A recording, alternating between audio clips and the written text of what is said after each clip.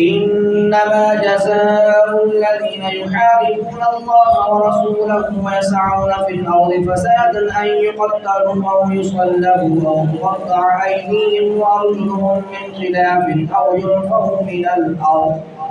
ذلك لهم خزي في الدنيا ولهم في الآخرة عذاب عظيم إلا الذين تابوا من قبل أن تقدروا عليهم فاعلموا أن الله غفور رحيم يا أيها الذين آمنوا اتقوا الله وابتغوا إليه الوسيلة وجاهدوا في سبيله لعلكم تفلحون إن الذين كفروا لو أن لهم ما في الأرض جميعا ومثله معه ليفتدوا به من عذاب يوم القيامة ما تقبل منهم ولهم عذاب أليم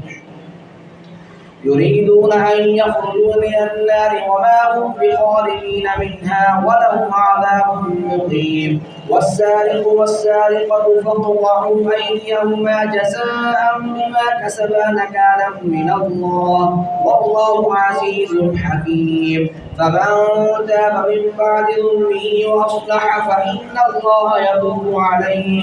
إن الله غفور رحيم ألم تعلم أن الله له ملك السماوات والأرض يعذب من يشاء ويغفر لمن يشاء والله على كل شيء قدير يا أيها الرسول لا يحزنك الذين يسارعون في الكفر من الذين قالوا آمنا بأفواههم ولم تؤمن قلوبهم ومن الذين هادوا